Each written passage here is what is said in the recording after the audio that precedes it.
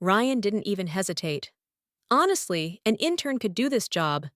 He said it out loud, in front of my team. 15 years of showing up before sunrise, of canceled vacations, of quietly keeping a system alive that no one else even understood. And this guy, freshly promoted and still smelling like overpriced cologne and bad decisions, reduced it to something an intern could do. The room went silent. Not awkward silence, heavy silence. The kind that presses against your chest. Someone shifted in their chair, then thought better of it. No one spoke, no one defended me, I didn't either. I just nodded, slow, calm, almost polite. Before I tell you what happened next, and the moment that made the person who fired me panic in the middle of the night, go ahead and hit the like button. Because trust me, this story is just getting started. By the way, where are you watching from? What time is it there right now? Okay, now let's see what I'm going to do. I stood up, slid my badge across the table, and let it stop right in front of Ryan's laptop. The sound was soft, but in that room, it might as well have been a gunshot. No speech, no argument, no warning, just me walking out, behind me. I heard the faint scrape of my chair, and someone exhaling like they'd been holding their breath for too long. And then, Ryan God. Of course, Ryan clapped his hands once, like he'd just finished a successful presentation. All right, he said, already moving on. Let's get Melissa up to speed on Lyra's workflows. Should be straightforward. Melissa, the intern, 2 weeks in, still writing passwords on sticky notes. I didn't turn around, but I could picture her face wide-eyed, confused, already overwhelmed after shadowing me for barely 2 days. What Ryan didn't know, what no one in that room realized, was that the system he just handed off wasn't straightforward. It was a maze, undocumented, fragile, alive in ways only I understood. And he had just given it to someone who didn't even know where the entrance was. This story is fictional, inspired by real workplace situations, and enhanced with AI to make it more compelling. I believe you'll find meaningful lessons hidden within it. And now, let me continue the story. By the time I reached the parking lot, the noise of the office had already faded into something distant, like it belonged to another life. My phone buzzed in my hand, messages stacking up one after another, but I didn't check them. I already knew what they would say. Confusion, panic, maybe even a weak attempt at sympathy.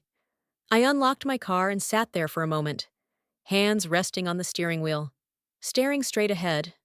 Not angry, not even sad, just certain, because there was one thing I understood better than anyone in that building. The system they just handed off like it was a routine checklist item, it wasn't simple. It never had been. I built it piece by piece over the years. Not from a clean blueprint, but from fragments. Old vendor code stitched together with emergency patches. Temporary fixes that became permanent because no one ever came back to replace them. Every update layered on top of another, like bandages over something that refused to heal.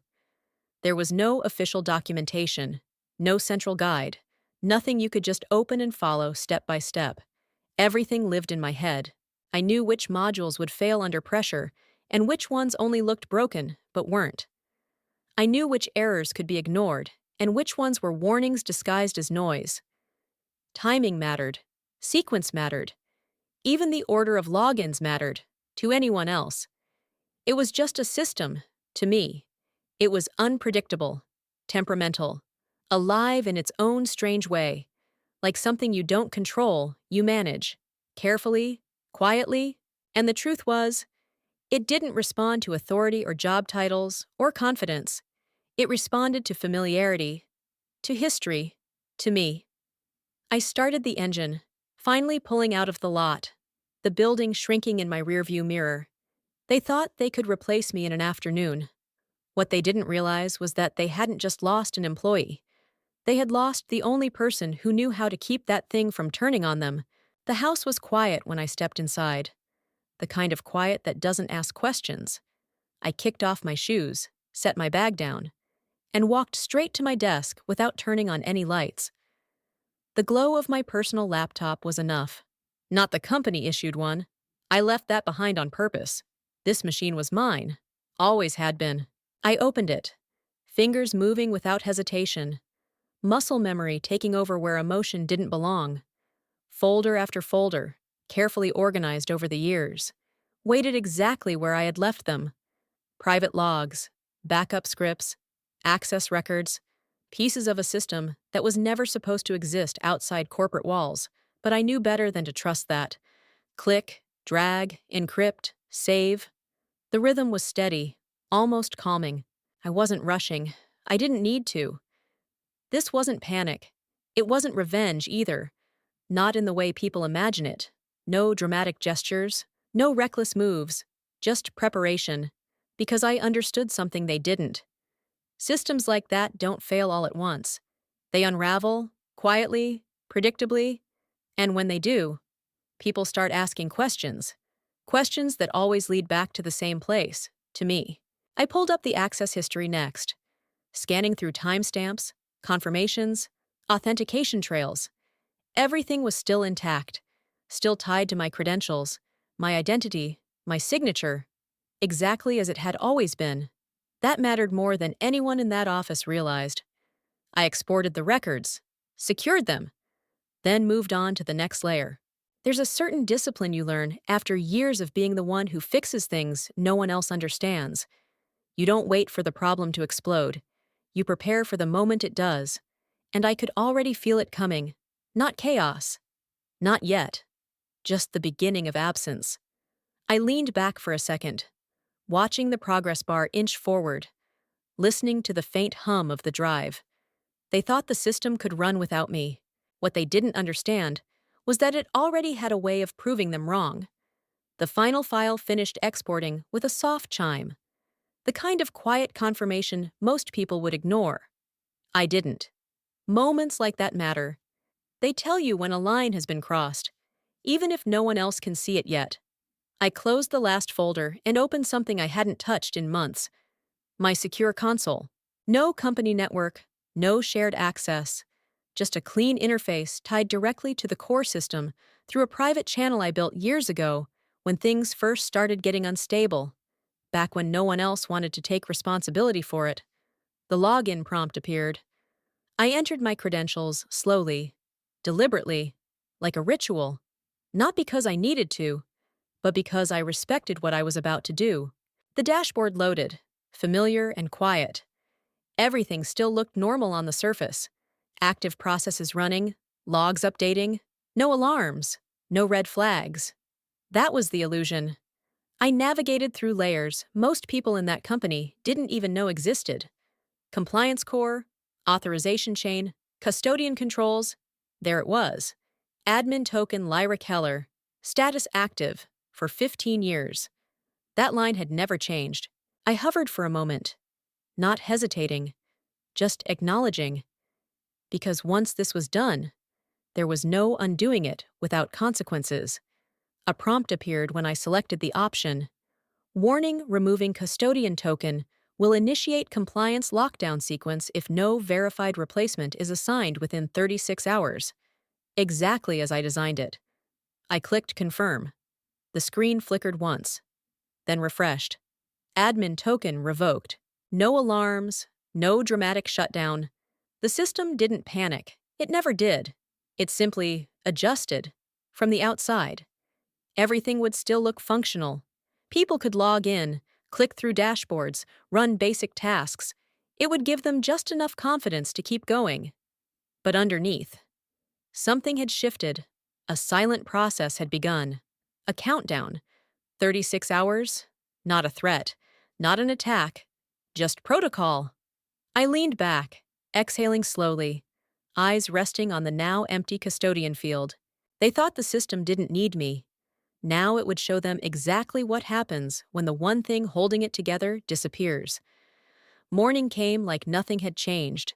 Same building, same lights, same routines, pretending everything was under control. Inside, they gathered around the same conference table I had walked away from less than a day before. Ryan stood at the front, energy high, voice confident, like he had just solved a problem instead of creating one. "All right," he said, clapping once. Let's get things moving. Melissa, you'll take over Lyra's workflows. Daniel, support where needed. It's mostly routine, mostly routine. Melissa nodded, though her expression gave her away. She barely understood the system when I was there guiding her step by step. Now she was sitting alone in front of it, expected to run it like she had built it herself. She logged in. For a moment, everything looked fine. Dashboard loaded. Menus responded. The illusion held. Then the first crack appeared. I'm getting an error, she said quietly. It says token expired, custodian undefined. Daniel leaned over her shoulder, frowning. That's weird. Try refreshing. She did. Same message. Another attempt. This time, the interface froze for a second before returning incomplete data. Logs missing. Sections blank. Ryan didn't even walk over. That's just legacy noise, he said. Dismissive. The system's old. It does that. Keep going. Keep going. Melissa swallowed and clicked deeper, trying to follow the steps she had scribbled down during those 2 days shadowing me. But the deeper she went, the less sense it made. Permissions denied. Access loops. Functions that opened but didn't execute. Ryan, I can't access the vault section, she said. Voice tighter now. Did you request access? Yes. But it says my role doesn't match historical signature. He sighed, already annoyed. Then escalated. This isn't complicated. Except it was. Because what they were seeing weren't random glitches. They were the system reacting exactly the way it was designed to, quietly resisting, refusing to recognize anyone who wasn't me. From the outside. It still looked operational, but inside, the structure had already started shifting, locking itself down piece by piece, and no one in that room understood that they weren't fixing a problem. They were walking straight into one that had already begun. By midday, the tone inside Orion Dynamics had shifted. Even if Ryan refused to hear it, what started as minor glitches was no longer staying contained at a single desk. It was spreading. Daniel escalated the issue to IT. IT escalated it to infrastructure, and by early afternoon, it landed exactly where it was always going to end up, on the desk of Victor Hale. The CTO. Victor wasn't the kind of man who panicked easily. He spoke in short sentences, trusted data more than people, and ignored anything that smelled like office drama. But the alert he received wasn't something you brushed off. Sync anomaly detected. Audit logs not verified. He opened the report, scanned the timestamps, then went back and read them again, more slowly. The system was still running. Technically, but it had stopped communicating with the Federal Registry hours ago. Every attempt to sync was being rejected. That wasn't a bug. That was a failure of authority. Victor traced the issue deeper, following the chain through Vault 41, the same core I had maintained for years. What he found there made him stop completely. Custodian status undefined. Signature rejected. My name still sat on every verified record. No replacement listed, no transition approved. He didn't call a meeting. He walked straight to Ryan's office. You reassigned Lyra's system, Victor asked. Voice controlled but sharp. Ryan leaned back in his chair, unfazed. We're modernizing. The team's handling it. Victor turned his laptop around, pointing at the screen. We're not syncing with the federal system. Logs are being rejected. Ryan waved a hand. Temporary, legacy issues. Victor didn't blink. This has nothing to do with legacy. This is authorization. You removed the only valid signature tied to that system. For the first time. Ryan hesitated, but only for a second. She was an admin. We'll assign someone else. Victor stared at him. Expression flat. You don't assign a signature like that, he said quietly. Ryan didn't respond, because he still didn't understand, and the system wasn't waiting for him to catch up. If you think what I did was wrong for bringing the entire system to a halt, then feel free to comment wrong. But if you believe this outcome was deserved after everything Ryan Carter did, then say it loud. I'm satisfied. Sometimes consequences don't come from revenge. They come from the truth finally being revealed. That night, the apartment felt different, not heavier, not lighter, just resolved. Like a decision had already been made long before I sat down at my desk again. I opened my laptop, not to check messages or scroll through the quiet chaos I knew was building back at Orion Dynamics, but to finish something I had already started. A draft email waited for me. Recipient already filled in. Adrian Voss, Federal Oversight Office. We had worked together for years, quietly, professionally. He didn't care about office politics or titles. He cared about one thing: compliance, accuracy, accountability. I respected that. I clicked into the body of the message and read the single line I had written earlier. Per custodial protocol, please see attached notice of role vacancy and transition status. No emotion, no explanation, just fact. I attached the document, a formal declaration, time-stamped and digitally signed. It confirmed what the system already knew, but had not yet been officially acknowledged. The custodian role was vacant. No reassignment, no authorized successor. Clean, precise, irreversible. I hovered over the send button for a moment, not hesitating, just recognizing what it meant. Because once this was sent, there would be no ambiguity left. The system wouldn't just be unstable, it would be legally invalid. I clicked send. The message disappeared instantly, absorbed into a chain of processes far outside the control of anyone at Orion Dynamics. No alarms sounded, no immediate response came back, but I knew exactly what would happen next. The Oversight Office would log the notice, cross-reference it with active filings, and trigger a review. Not because they suspected wrongdoing, but because the rules required it. And those rules didn't bend for internal mistakes. I closed the laptop and leaned back, letting the silence settle around me. They thought the problem was technical. They were about to find out it wasn't. Wednesday didn't arrive quietly. It crept in with tension already hanging in the air, like everyone sensed something was wrong but couldn't yet explain it. At first, it was small things. Procurement tried to push through a routine contract renewal. The system flagged it, unauthorized. The request bounced back. They tried again. Same result. Finance attempted to process a batch approval tied to a federal account. Rejected. Compliance verification failed. By mid-morning, it wasn't isolated anymore. Emails started coming in. Not internal ones, the kind you can ignore or delay, but external, official, structured. Request for verification of current compliance officer. Unable to validate recent audit logs. Please confirm authorized custodian of record. Each message carried the same quiet implication. Something wasn't right. Inside Orion Dynamics, the mood shifted fast. Conversations dropped to whispers. Screens stayed open longer than usual. People staring at them like answers might appear if they waited long enough. Melissa sat at her workstation, shoulders tense, eyes locked on error messages that made less sense the longer she looked at them. She had stopped asking questions out loud, not because she understood, but because she didn't know where to start anymore. I'm getting blocked on everything, she finally said, voice tight. It won't let me verify anything. Ryan stood near the center of the room, arms crossed, still holding on to that same confidence. It's a transition issue, he said. Systems get messy during restructuring. Just keep pushing, keep pushing. But the system wasn't responding to effort. It was responding to absence. Every failed attempt tightened the lock.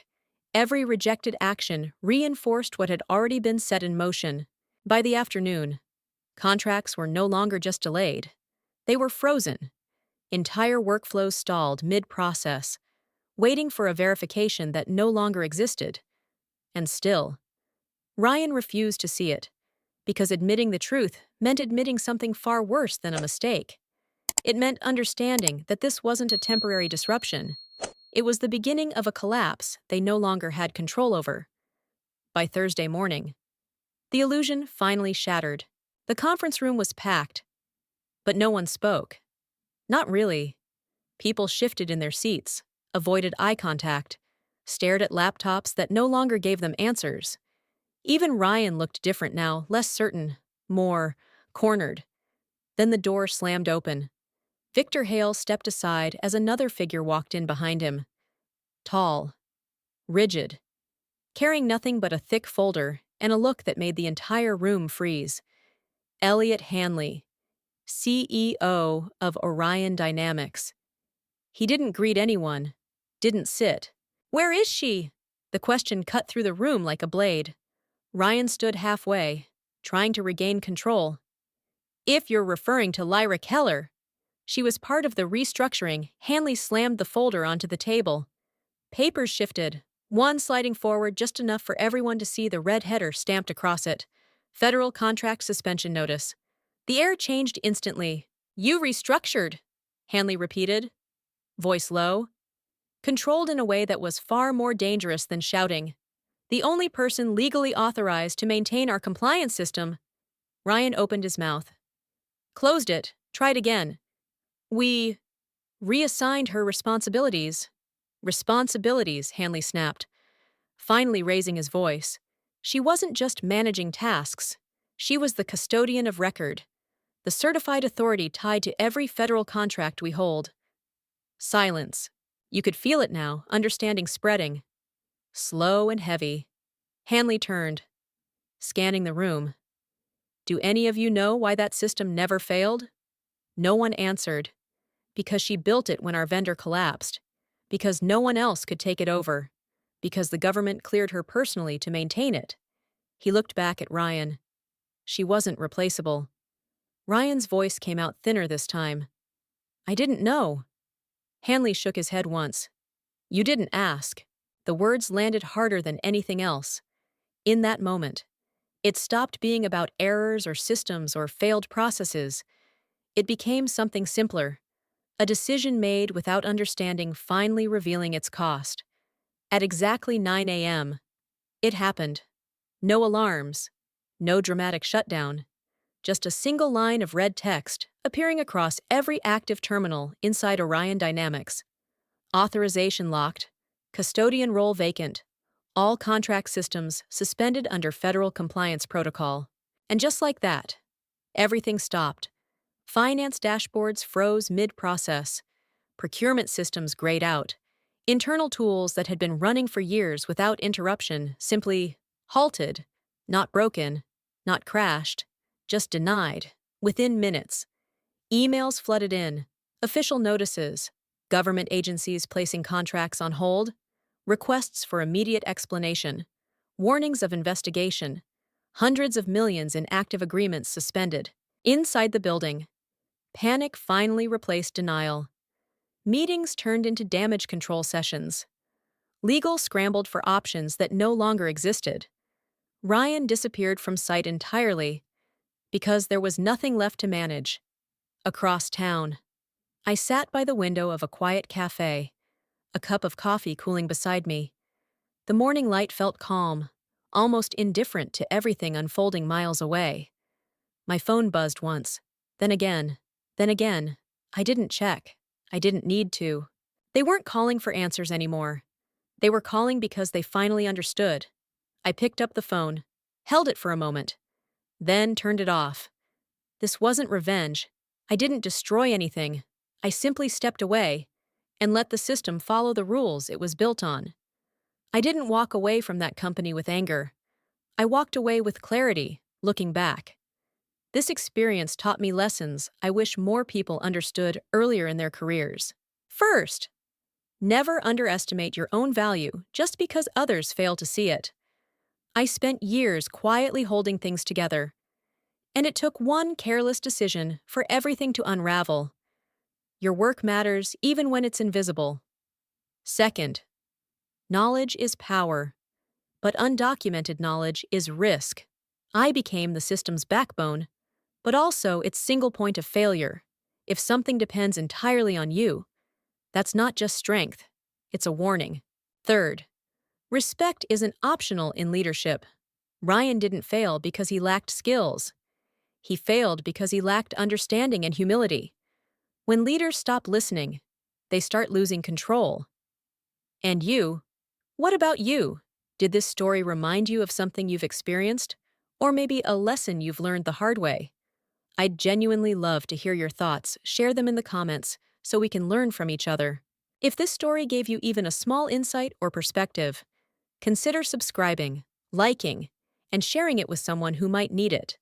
You're not just watching, you're part of a community that values growth, awareness, and real stories that matter. Welcome to Boardroom Revenge Stories, a channel focused on workplace conflict, corporate betrayal, power struggles, and quiet justice. Our stories follow a structured workflow to deliver a consistent, immersive experience. We start by analyzing real discussions on Reddit, Facebook, Quora, and blogs. Next, we craft original scripts using AI tools like ChatGPT. We then use 11 Labs to transform text into high-quality voice and edit everything in CapCut for a smooth, cinematic finish. Thumbnails are designed with Canva, and every video is carefully reviewed before release. These stories go beyond entertainment, revealing how power truly works and how justice quietly unfolds.